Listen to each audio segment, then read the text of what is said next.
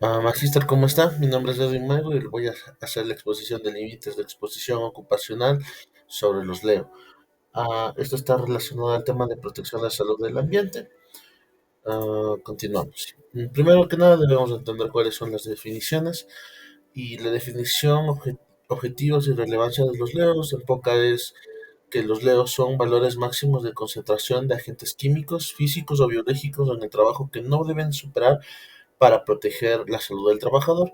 Más o menos estos son como, te permiten identificar el nivel de tolerancia que la población o que el trabajador o el colaborador puede o individualmente soportar esta carga de contaminantes en un ambiente cerrado o abierto.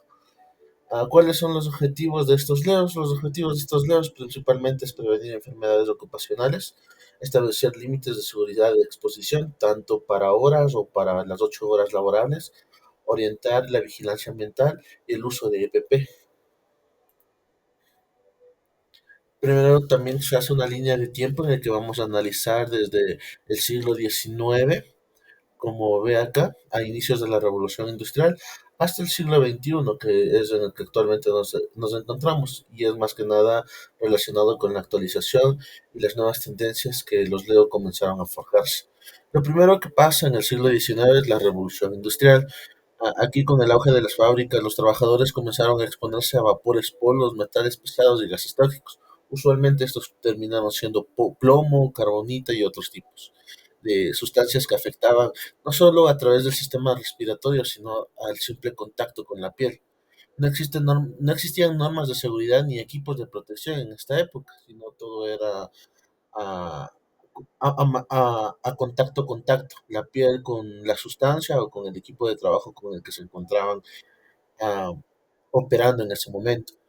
Se registran las primeras enfermedades ocupacionales. En esta etapa se identifican enfermedades.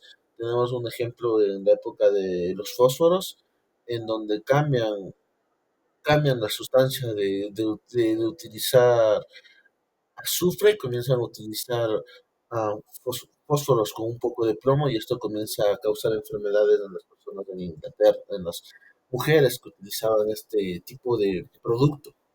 Entonces se comienzan a identificar las primeras enfermedades, pero no es más después que hasta el siglo XX, entre 1900 y 1940, que se inician los primeros estudios científicos que avalan que son enfermedades provocadas por actividades relacionadas con el manejo de productos químicos durante el trabajo en la industria.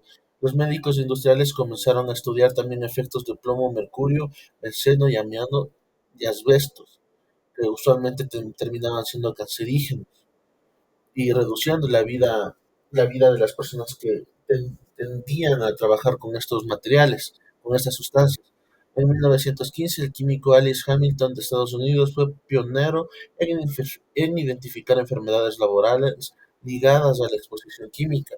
Las fábricas empezaron a establecer niveles de seguridad de concentraciones, aunque sin respaldo oficial. Entonces aquí cada uno era como que comenzaba ya a poner medidas, pero eran medidas que no iban más allá de la empresa, que no estaban relacionadas más allá de un sistema propio, un sistema interno.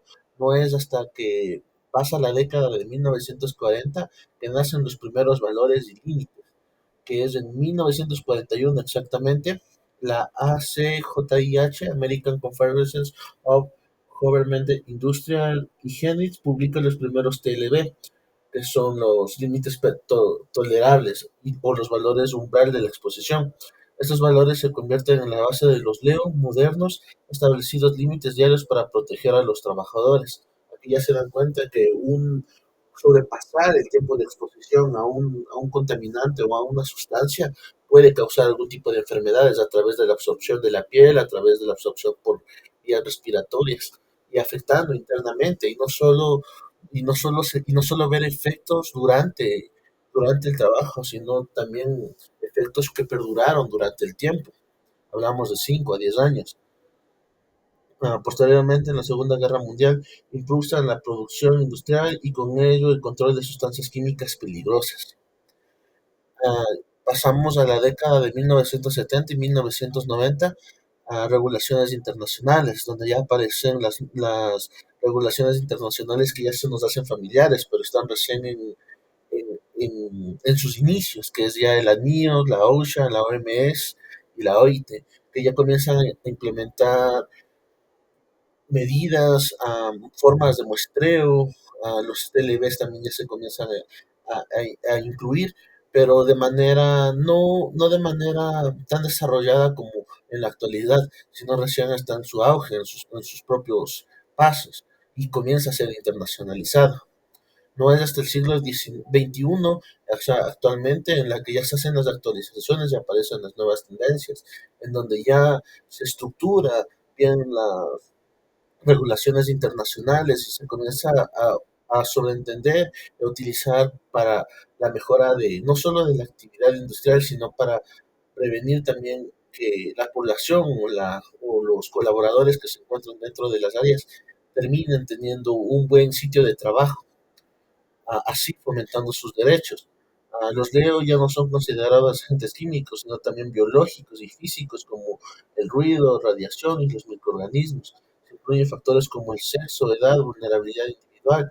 Gracias a la tecnología, hoy se emplean sensores portátiles para medir exposiciones, el tiempo real, softwares de análisis toxicológicos para actualizar los límites y nuevas investigaciones. Esa sería la línea del tiempo.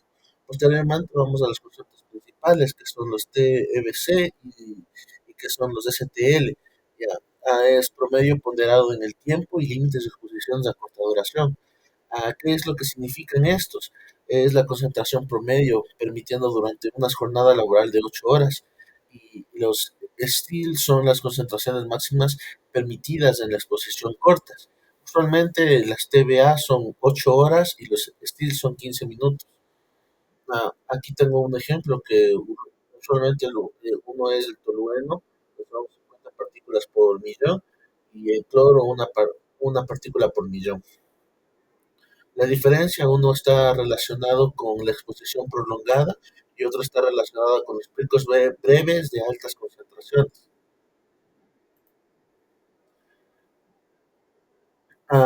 Fuentes y métodos para establecer los LEO. Aquí tenemos que entender tanto las fuentes internacionales como los métodos que se utilizan están relacionados entre sí. Usualmente lo que hacemos es investigar las fuentes internacionales como la AXI, la NIOS, la OSHA o la OMS o la OIT para identificar dentro de estos, identificar qué es lo que ellos nos sueltan, que son usualmente estudios toxicológicos para los métodos epidemiológicos, análisis de efectos de salud, ajustes según las condiciones laborales y ambientales.